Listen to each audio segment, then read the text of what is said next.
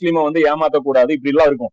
அப்ப முஸ்லீம் அல்லாதவன் எல்லாம் ஏமாத்தலாம், முஸ்லீம் அல்லாதவனை திருடலாம், முஸ்லீம் அல்லாதவனை கொலை செய்யலாம், இப்படியா மீனிங்க? கிடையாது. ஏன் அப்படின்னா அன்னைக்கு ஊர்ல இருந்தவங்க எல்லாரும் முஸ்லீம். அதனால ரசூலா என்ன பேசுனாங்க, நீங்க முஸ்லீம் இப்படி பண்ணாதீங்கன்னு. புரியுதா? அப்ப இந்த இடத்துல வந்து அல்லாஹ் என்ன சொல்ல வரான்னு அந்த ஆலிம்களுக்கு நல்லா புரியும்.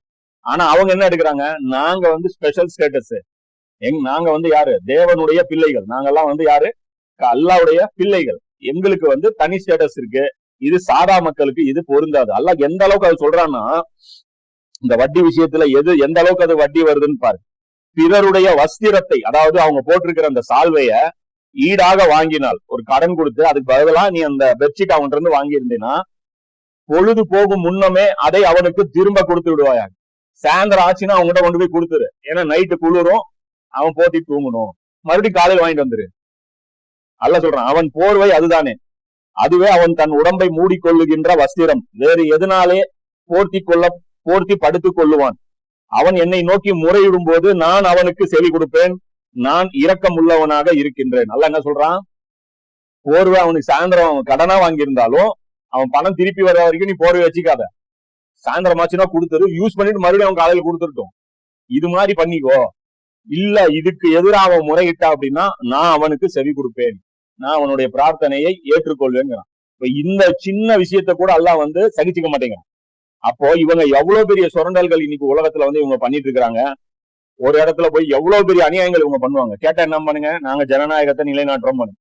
ஜனநாயகம் இருக்கக்கூடிய நாடுகள்ல இவங்களுக்கு தேவைன்னா மன்னராட்சியை நிலைநிறுத்துவாங்க, மன்னராட்சி இருக்கிற நாட்டுல இவனுங்களுக்கு தேவைன்னா ஜனநாயகத்தை நிலைநிறுத்துவாங்க.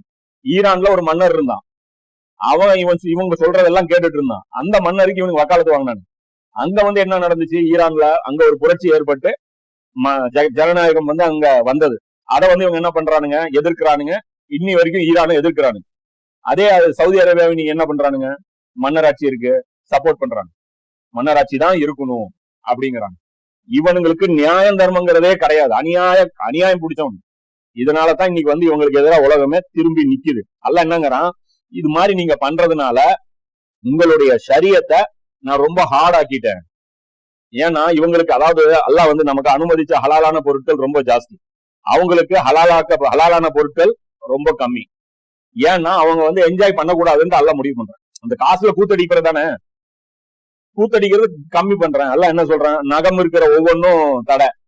நகம் எதுக்கு இருக்கு, கோழிக்கு இருக்கு, இந்த பறவைகள் இருக்கு, காடை கௌதாரி, இதுக்கு எல்லாத்துக்கும் நகை இருக்கு. அப்ப நகை இருக்கிறது சாப்பிடக்கூடாது. ஆட்டுக்கு நகம் கிடையாது, பாதம் தான் இருக்கும், நகம் இருக்காது தனியா, இந்த குழம்பு தான் இருக்கும். மாட்டுக்கு இப்படிதான் இருக்கும்.